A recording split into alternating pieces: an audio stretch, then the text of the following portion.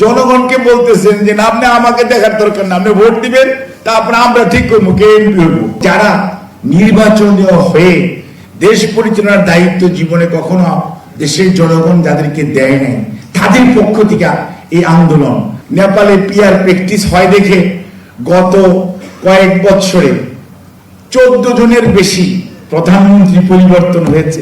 আপনারা কি কেউ কখনো শুনেছেন যে 5ই আগস্টের আগে অথবা এই গত 16-17 বছরে মানে আমরা কেউ প্রপোর্শনাল রিপ্রেজেন্টেশন অর্থাৎ পিআর চাই? কখনো শুনেছেন? কখনো শুনেছেন?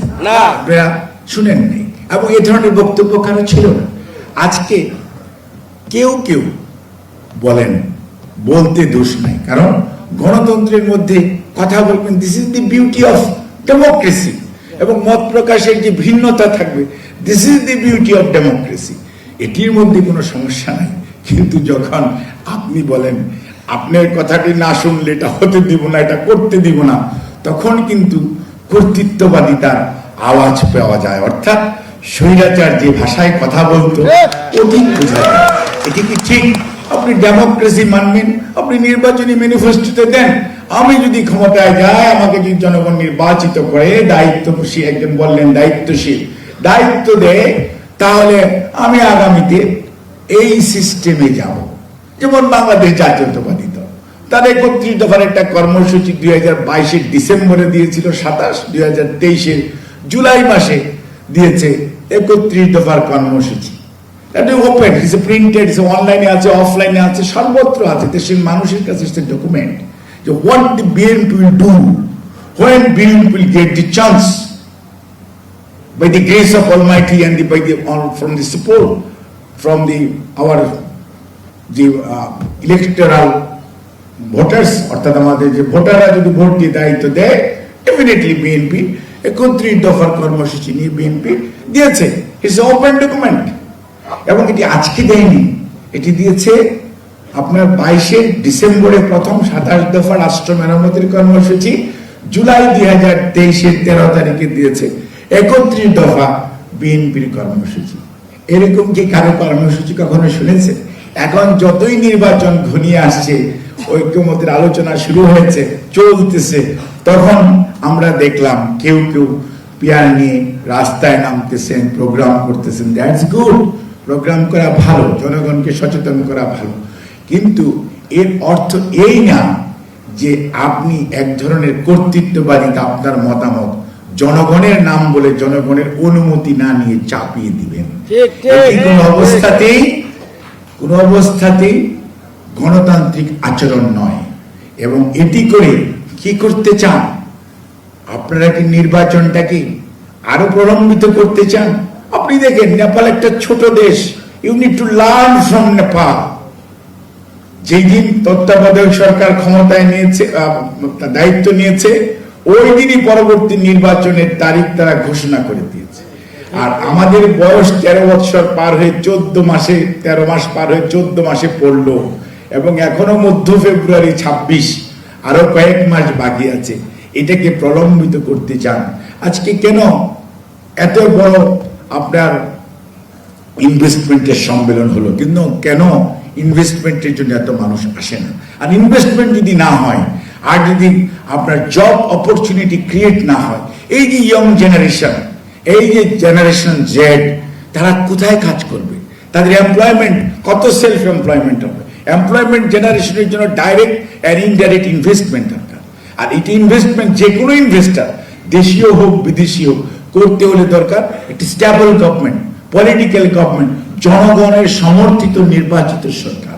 So that should be our target, everybody's target হওয়া উচিত এটা। সেটি যদি আপনি না করেন, আপনি যদি এটিকে প্রলম্বিত করেন, তাহলে যে স্বৈরাচার পাশের দেশে বসে আছে এবং আপনার পাশে বসে আছে, অর্থাৎ মনে রাখতে হবে কতিপয় লোক দেশের বাইরে পালিয়ে গেছে, কিন্তু মেজরিটি লোক কিন্তু এই আপনার সমাজে, আপনার আশেপাশে সর্বত্রই আছে, যার জন্যই ঝটিকা মিছিল, অমুক মিছিল, তমুক মিছিল দেখেন না আপনারা। এবং এখন আবার নতুন স্টাইল শুরু হয়েছে, ঝটিকা মিছিল নাম দেয়, কিন্তু তারা করতেছে কি, আপনার ব্যানারটা চেঞ্জ করে এআই এর মাধ্যমে আর দেখা যাচ্ছে অন্য রাজনৈতিক দলের 2 বছর আগের মিছিলকে চালায় দিতেছে, অর্থাৎ মানুষকে কনফিউজ করা। আপনি গতকালকে দেখেছেন, এটা পত্রিকা কিন্তু ফ্যাক্ট ফাইন্ডিং করে কিন্তু তারা বের করে দিয়েছে যে 2023-এর অমুক মিছিলটাকে চটিকা মিছিল বলে চালিয়ে দিয়েছে, অর্থাৎ জনমনে এক ধরনের বিভ্রান্তি সৃষ্টি করার জন্য দে আর ডুইং ইট। কাজে এই অবস্থায় আপনারা আমরা যারা মিলিতভাবে এই স্বৈরাচারকে সরানোর জন্য বিগত 15 বৎসর আন্দোলন সংগ্রাম করেছে, কত মানুষ হারিয়ে গেছে। ইভেন আমি জানি এই ফারিয়ার অনেক সদস্য আপনাদের শহীদ হয়েছে এবং আহত হয়েছে, বিভিন্নভাবে ক্ষতিগ্রস্ত হয়েছেন, নিগৃহীত হয়েছেন আপনাদের অনেক সদস্য, আমার ব্যক্তিগতভাবে আমার জানা আছে। কাজে এই অবস্থার মধ্যে দাঁড়িয়ে এবং সর্বোপরি আপনারা তো এই দেশের মানুষ, আপনারা যদি 4 লক্ষ লোক হন, 4 লক্ষ পরিবার, so you are a big force. 4 লক্ষ পরিবারে 4 জন করে মানুষ যদি ভোটার থাকে তাহলে 16 লক্ষ ভোট, চিন্তা করে দেখেন। So you are the one of the voice. এবং আপনারা কারা? শিক্ষিত মানুষ, যারা সমাজে মতামত তৈরি করতে, অর্থাৎ ওপিনিয়ন বিল্ড আপে, জনমত সৃষ্টিতে, আপনি গ্রামে গেলে, বাড়িতে গেলে আপনার পাশের বাড়ির মানুষটা যেটা আপনার চেয়ে একটু কম শিক্ষিত, সে জিজ্ঞেস করে, বাবারে ঢাকার খবর কি, ময়মনসিংহের খবর কি, দিনাজপুরের খবর কি, ঠাকুরগাঁয়ের খবর কি, দেশের মানুষ কি বলে, তারা জানতে চায় না?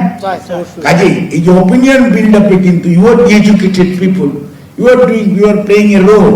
কাজে আপনাকে বলতে হবে, আপনি এখানকার ভোট প্রার্থী দেখে তারপরে দিচ্ছেন, জনগণকে বলতেছেন যে না, আপনি আমাকে দেখার দরকার না, আপনি ভোট দিবেন, তারপরে আমরা ঠিক করবো কে এমপি হইব।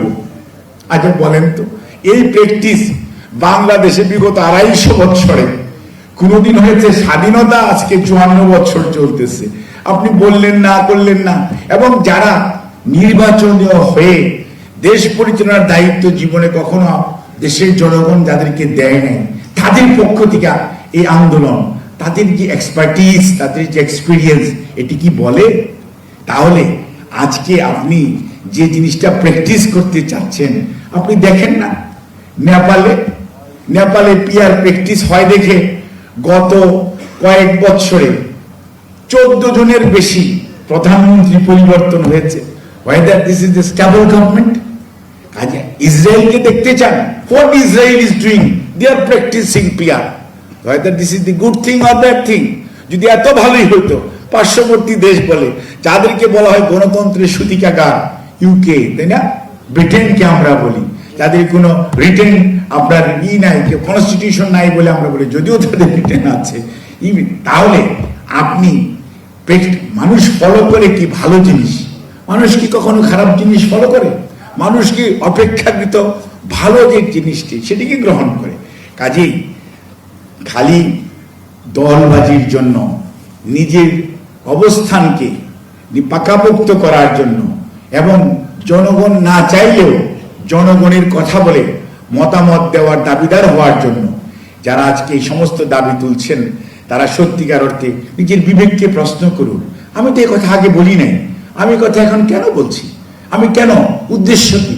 তাহলে কি আমি স্বৈরাচারকে আসার জন্য একটা রাস্তা করে দিচ্ছি? নির্বাচনকে প্রলম্বিত করার জন্য আমি কোনো চেষ্টা করছি? নির্বাচন যাতে আরো বেশি না দূরে থাকে, দেশে যাতে আরো আইন শৃঙ্খলা পরিস্থিতির অবনতি হয়, দেশে যাতে ইনভেস্টমেন্ট আরো কম হয়, দেশে যাতে আরো বেকারত্ব বেশি বেড়ে যায়, আমি কি সেই দিকে দেশকে একটা অরাজকতার দিকে নিয়ে যেতে চাচ্ছি? আপনি কি এই জিনিসটি চিন্তা করেছেন? কাজে কথা বলার সময় আমরা আশা করব সবাই অত্যন্ত দায়িত্বশীল রাজনৈতিক নেতৃত্ব, ব্যক্তিত্ব, যাদেরকে দেশের মানুষ শ্রদ্ধা করে, বিশ্বাস করে বলে আমরা এখনো বিশ্বাস করি, কিন্তু তাদের আচরণ, তাদের কথাবার্তাও সেই রকম হতে হবে যাতে বিশ্বাসটা ধরে রাখা যায়। তা না হলে কোনো অবস্থাতেই জনগণের বিপক্ষে যাওয়া যাবে না। ঠিক আছে, আপনিও যারা যারা এগুলো বলতেছেন, তারা আপনাদের নির্বাচনী ম্যানিফেস্টোতে দেন। কেন জোর করে, কেন প্রেসিডেন্সিয়াল অর্ডার দিয়ে, কেন এক্সট্রা কনস্টিটিউশনাল অর্ডার দিয়ে এই সমস্ত জিনিস? কারণ বাংলাদেশের যে সংবিধান আমাদের অনেক ত্যাগের বিনিময়ে, আজকে অনেকে অনেক কথা বলেন, এই দেশটি তো ভাই এরকম ছিল না।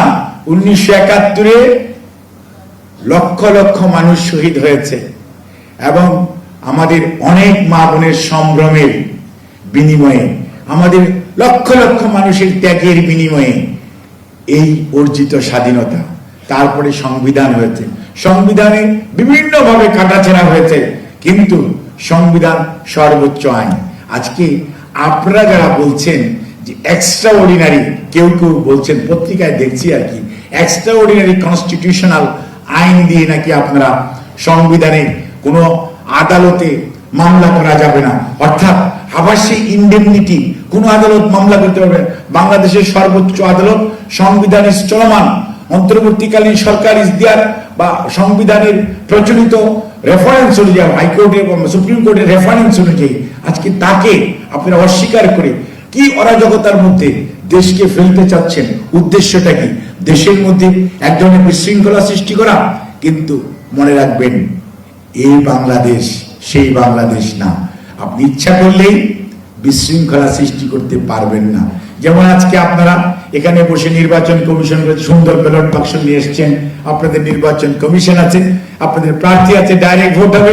আসেন জনগণের কাছে যায়, জনগণ যাকে গ্রহণ করে আপনি আপনার এজেন্ডা নিয়ে যাবেন, আমরা আমাদের এজেন্ডা নিয়ে যাব। জনগণ যাকে গ্রহণ করবে আমরা সেই এজেন্ডাকে তাকে আমরা সেলিউট করব। কিন্তু কোন অবস্থাতেই জনগণের কথা বলে জনগণের মতামতের উপর আপনার দলীয় এজেন্ডা, গোষ্ঠী এজেন্ডা অথবা কোনো দেশীয় এবং আন্তর্জাতিক ষড়যন্ত্রের এজেন্ডা চাপিয়ে দিয়ে আপনি মনে করেছেন পার পেয়ে যাবেন, সেটি বাংলাদেশের মানুষ ইনশাআল্লাহ হতে